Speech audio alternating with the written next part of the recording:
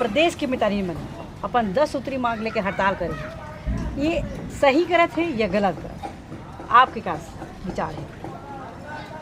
मोर विचार ये है कि हमर मितानिन बहिनी मन हमर मन के ऋण हरे, वो हमला अगर 12 बजे या 2 बजे रात को भी हमला जरूरत है, एक फ़ोन भी करबो तो ओमन अपन घर परिवार ला छोड़ के हमार पास सेवा दे बर आथे। हमार जो मितानिन बहिनी मन हेवे ये मन हमेशा बहुत सारा काम में तत्पर रहते। हम आज रोड में निकले लगे हैं, ये दुर्भाग्य के विषय है। ये साय सरकार या डबल इंजन की सरकार, ट्रिपल इंजन की सरकार बस नाम बस के हरे, बस के हरे। आज हमार मितानिन बहिनी मन आज रोड में बैठे हैं अपन घर परिवार ला छोड़ के, ये बहुत गलत बात है। हमार बहिनी मन के जो भी मांग है वो जायज़ है और बहिनी मन के हमार जो मांग है वो पूरा होना चाहिए।